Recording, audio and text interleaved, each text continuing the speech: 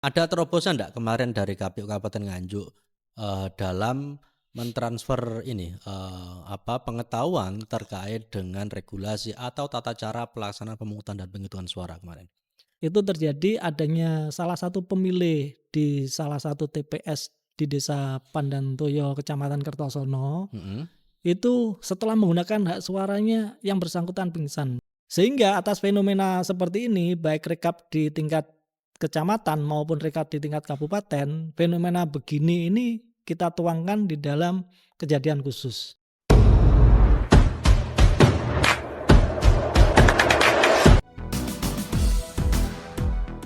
Assalamualaikum warahmatullahi wabarakatuh. Waalaikumsalam warahmatullahi wabarakatuh. Lah kayak gini kan ramai, enak. Mosok podcastnya sepi-sepian terus gitu. Iya, teman pemilih semua, lagi-lagi kita berjumpa kita lagi-lagi di podcastnya KPU Kabupaten Nganjuk. Ya, tentu saja kita ngobrolin masalah pemilu dan pilkada. Nah, pada podcast hari ini, kalau sebelumnya episode 1, episode 2, episode 3 kita sudah ngobrol-ngobrol tentang sampai dengan mulai pemutahiran data pemilih, ya, pencalonan. Nah, sekarang kita ngobrolin masalah coblosan. Coblosan. Ya, KPU atau pemilu ini kan selalu identik dengan coblosan atau dalam bahasa pemilu biasanya disebut dengan pemungutan dan penghitungan suara. Nah, hari ini saya kedatangan tamu yang membahas terkait dengan pemungutan dan penghitungan suara. Masih sama sih tamu saya hari ini, Divisi Teknis Penyelenggaraan Pemilu, Bapak Yusuf Setiawan. Apa kabar Pak Yusuf? Alhamdulillah, baik Cak Begi. Terlihat segar hari ini. Batiknya menggoda. Apa yang dilakukan KPU terkait yang salah satu hal yang krusial adalah aturan main di TPS itu sendiri, supaya dalam pelaksanaan pemungutan suara ini bisa lancar. Ini SDM KPU yang dalam hal ini adalah KPPS, itu kan harus dibekali ya, setidaknya harus dibekali dengan aturan-aturan terkait dengan tata cara maupun urutan pelaksanaan proses pemungutan dan penghitungan suara nih. Nah, KPU Nganjuk kemarin ngapain aja untuk mempersiapkan nih, Pak? Ya, KPU Kabupaten Nganjuk untuk mempersiapkan itu atau mentransfer Mhm. eh, kemampuan pemahaman terhadap regulasi yang ada, KPU Kabupaten Nganjuk melakukan rapat koordinasi dan juga BIMTEK kepada PPK yang nantinya Mhm. juga diteruskan kepada PPS dan KPPS. Mhm. Regulasi yang telah dikeluarkan oleh KPU RI dalam hal ini adalah PKPU nomor 17 tahun 2024 Mhm. yang juga diturunkan ke Juknis, Mhm. yaitu ada di KPT 1774 tahun 2024 tentang pedoman teknis pelaksanaan pemungutan dan penghitungan suara. Mhm.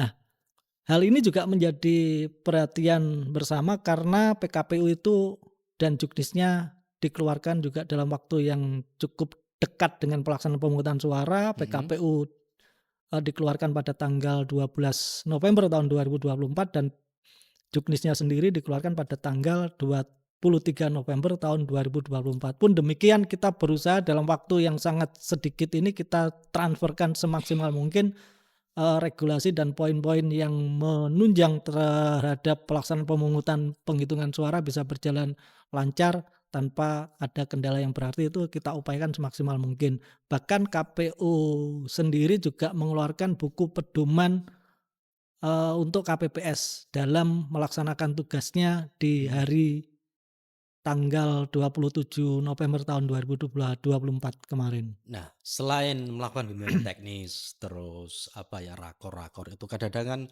eee, orang juga agak susah ya kadang-kadang menerima, transfer, knowledge-nya ketika dilakukan dengan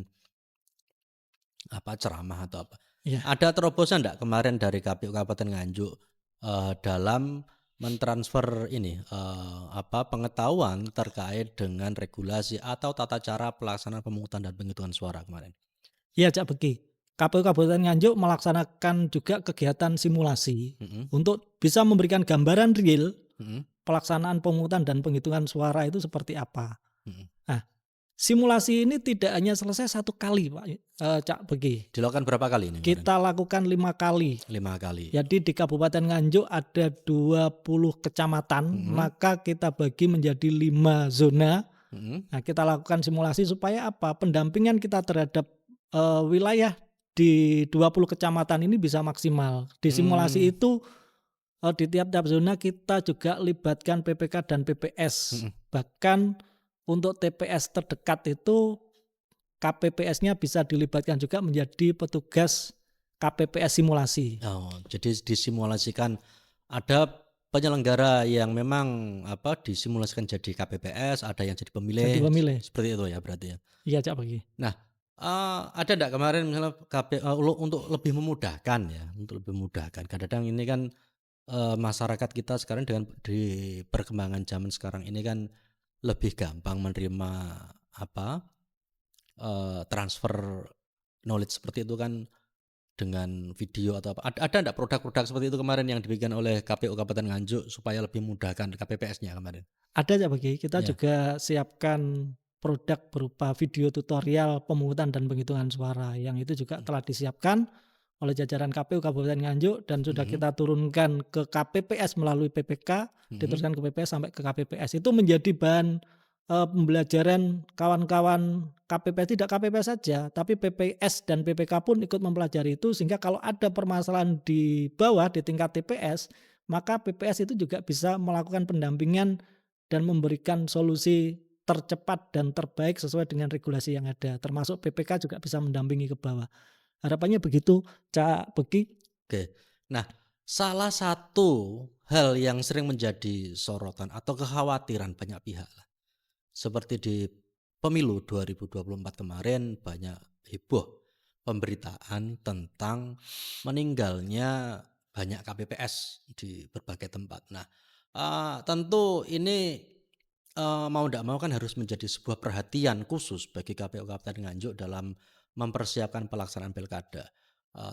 Nah, apa kemarin misalnya himbauan atau mungkin, instruksi lah, instruksi dari KPU Kabupaten Nganjuk kepada KPPS, eee supaya mereka ini, bisa diantisipasi tidak jatuh korban dari penyelenggara saat, melaksanakan proses pemungutan dan penghitungan suara, seperti itu.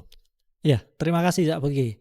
Untuk menghimbau atau meminimalkan hal yang tidak diinginkan seperti yang disampaikan Cak Begi tadi, KPU Kabupaten Nganjuk sudah melakukan yang ini di bawah naungan Parmas ya, atau SDM Parmas itu sudah berusaha mengcover setiap jajaran ad hoc-nya, baik PPK, PPS sampai KPPS itu di-cover di BPJS Ketenagakerjaan Mhm, untuk mencegah hal yang tidak diinginkan. Kalau sampai terjadi hal yang tidak diinginkan, minimal sudah ada perlindungan secara maksimal lah dari mhm, pihak KPU yang bekerja sama dengan BPJS Ketenagakerjaan. mhm, Pun demikian, kita juga karena tidak mengharapkan hal itu terjadi, kita juga melakukan himbauan-himbauan mhm, kepada KPPS yang disampaikan secara langsung maupun berjenjang melalui PPK, PPS dan mhm, seterusnya, bahwa tidak ada acara melekan atau begadang di H-1. Kalau dulu, mhm, eee, sepengetahuan saya dalam pengamatan di lingkungan sekitar saya, biasanya H-1 itu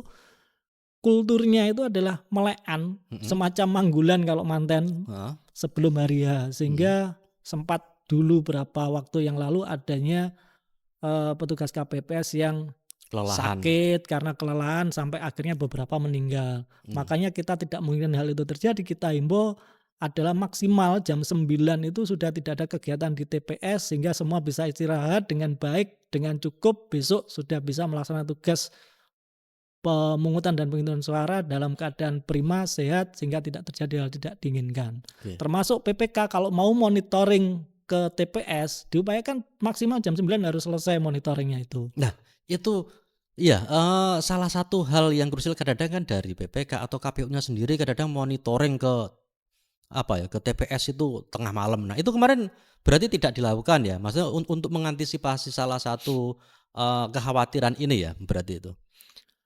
Eee, itu diupayakan tidak dilakukan. Diupayakan monitoring itu selesai sebelum jam 9 malam. Pun demikian, nah ini biasanya ya mohon maaf Pak Cak Begi ya. Biasanya dari pihak eksternal itu ingin mengetahui TPS, kesiapan dan sebagainya itu kan sesuai dengan keinginan hak mereka, sehingga datangnya di atas jam 9. Menyikapi hari ini, kami juga sudah memberikan tip kepada kawan-kawan ad hoc kita bahwa sudahlah, yang KPPS bertugas itu kan ada 7 ditambah 2 petugas ketertiban. Yang 7 itu silakan beristirahat. Kan di lokasi TPS ada petugas ketertiban yang menjaga lokasi TPS, dan itu pun tidak perlu harus melek dua-duanya sampai pagi, bisa bergiliran. Kalau sudah waktunya tidak ada kegiatan, bisa istirahat di TPS tersebut. Sehingga kalau ada kunjungan atau supervisi dari pihak eksternal meninjau ke lokasi TPS, yang nggak perlu KPPS ketua atau anggota KPPS yang lain dihubungi untuk datang, tidak perlu. Yang penting mereka saat pagi membuka TPS itu dalam kondisi prima, tidak ngantuk karena gadang seperti itu. Jadi betul, benar-benar dihimbau ya itu kepada KPPS untuk cukup istirahat supaya proses coblosannya ini berjalan dengan lancar, petugasnya tidak ngantuan seperti itu ya. Iya Cak Begi. Oke, nah ada enggak Pak kemarin misalkan kalau dari KPU kan sudah berusaha melakukan pencegahan nih, tindak pencegahan. Nah, di lapangan sendiri ada enggak kemarin misalkan KPPS yang tumbang gitu? Ada enggak kemarin yang pas waktu pilkada kemarin? Ya, alhamdulillah Cak Begi, petugas KPPS sampai petugas ketertiban TPS itu tidak ada yang tumbang karena kelelahan. Hanya saja ada sedikit cerita yang sebenarnya juga tidak kita harapkan ya. Itu terjadi adanya salah satu pemilih di salah satu TPS di Desa Pandantoyo, Kecamatan Kertosono.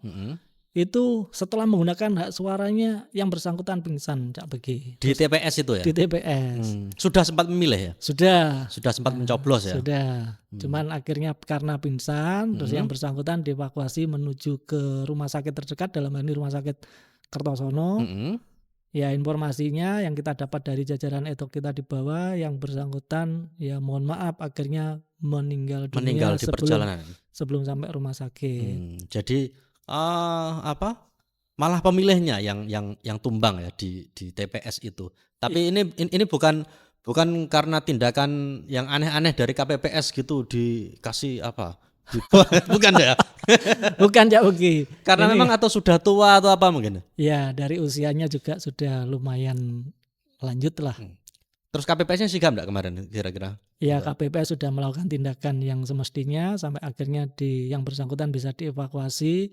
Yang melakukan evakuasi bukan dari petugas KPPS ya. KPPS sudah koordinasi dengan pihak desa, akhirnya dilakukan evakuasi, dibawa ke rumah sakit. Ya cuman itu hal yang tidak kita harapkan akhirnya terjadi di perjalanan, yang bersangkutan akhirnya meninggal dunia. Nah, berarti ini himbauan lah kepada atau menjadi perhatian. Selain KPPS-nya yang tidak boleh melekan pas waktu malam coblosan, berarti pemilihnya jangan melekan biar tidak kelelahan. Seperti itu mungkin. Nah, tapi ini kadang-kadang kan orang pas waktu malam coblosan katanya ada yang menunggu serangan fajar atau apa. Nah, kalau tidak melekan tidak datang. Nah, seperti itu.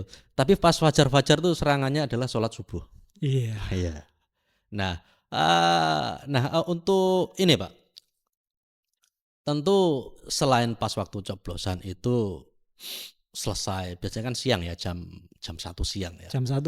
Nah, setelah itu KPPS ini melakukan penghitungan suara. Nah, ada kendala-kendala kemarin yang dialami KPPS yang dilaporkan kepada KPU Kabupaten Nganjuk, apa aja? Apa memang masa kan terlalu lancar seperti itu kan nggak ada dinamikanya sepertinya. Pastinya ada hal-hal yang menjadi dinamika pas waktu saat mulai pencoblosannya sampai dengan pas waktu penghitungannya. Mungkin pas waktu pencoblosannya selain ada yang meninggal tadi, ada enggak yang lain mungkin TPS-nya rubuh karena angin atau apa kayak gitu kemarin, terus setelah itu penghitungannya ada kerusuhan atau apa? Enggak ada. Ya alhamdulillah kalau TPS roboh karena gangguan alam tidak ada Cak Begi. Cuman juga ada informasi yang kita dapat itu di salah satu TPS Mhm, itu ada yang mengalami kekurangan surat suara mhm, sampai 100 surat suara kekurangannya. mhm, Dan terkait dengan fenomena itu akhirnya KPU Kabupaten Nganjuk menginstruksikan untuk menggeser surat mhm, suara dari TPS yang ada di sekitarnya dalam satu desa itu sebanyak maksimal 20 surat suara bisa digeser. Dan mhm, atas kejadian itu juga kita tekankan untuk menulis kejadian tersebut di form kejadian khusus. mhm, Kalau untuk gangguan alam itu juga informasi yang kita dapat ada juga di salah satu TPS itu bukan pada saat pemungutan dan penghitungan suara ya. Sudah mhm, selesai pemungutan, sudah selesai, penghitungan sudah selesai, mhm, tinggal urusan menyalin dari C hasil ke C salinan itu pada mhm, saat itu ada hujan sehingga ada air yang menetes ya. mhm, Akhirnya itu digeser tidak di tenda, akhirnya di teras rumah yang ada di dekat tenda itu. Karena tenda TPS-nya kan ada di depan rumah penduduk. Akhirnya mhm, penyalinan itu dilakukan di teras dan itu sudah atas, persetujuan bersama dengan pengawas TPS dan saksi mhm. bahwa kegiatan itu bisa dilakukan di teras itu dan Merusak ndak nih kemarin? Maksudnya gini, logistiknya, itu kemarin sempat rusak ndak gara-gara, itu kemarin? kalau logistik ya tidak rusak Cak Begi. Alhamdulillah semua masih bisa diterima sehingga tidak ada kerusakan atas itu karena TPS itu seingat saya terjadi di Kecamatan Lenggong ya. Mhm, Itu sudah langsung begitu diketahui ada air yang menetes dari atap tenda itu terus mhm, dilakukan kebijakan untuk menggeser kegiatan selanjutnya dalam mhm, rangka menyalin dari C hasil ke C salinan itu di teras rumah, mhm, oke. sehingga tidak sampai merusak logistik. Nah, alhamdulillah berarti ndak ada yang rusak. Nah, setelah proses penghitungan selesai ini kan kemudian apa prosesnya? Ini ya, rekapitulasi di tingkat kecamatan Rekapitulasi. ya? Iya, Kemudian rekapitulasi di tingkat kabupaten, terus penetapan hasil ya. iya. Nah, ada, apa kemarin misalnya, dinamika apa sih yang terjadi ketika pas waktu proses rekapitulasi tingkat kecamatan maupun tingkat kabupaten kemarin? Iya, untuk rekapitulasi kecamatan sendiri, PKPU yang telah dikeluarkan oleh KPU RI adalah PKPU nomor 18 tahun 2024. Ini Mhm, keluar tertanggal 13 November mhm, dan diturunkan lagi kepada pedoman teknis ada mhm, KPT 1797 mhm, yang itu keluar tanggal 26 November tahun 2024. Jadi 1 hari persis tertanda tangan produk KPT rekapitulasi suara ini. mhm, Nah, dalam waktu yang sudah mepet dengan pelaksanaan pemungutan suara ini H-1 kan itu mhm, keluar sehingga kita melakukan itu, penyampaian juga kita sampaikan kepada PPK itu secara maksimal dengan waktu yang ada kita mhm, upayakan. Nah, akhirnya pada saat, sudah tidak mungkin lagi kita laksanakan BIMTEK secara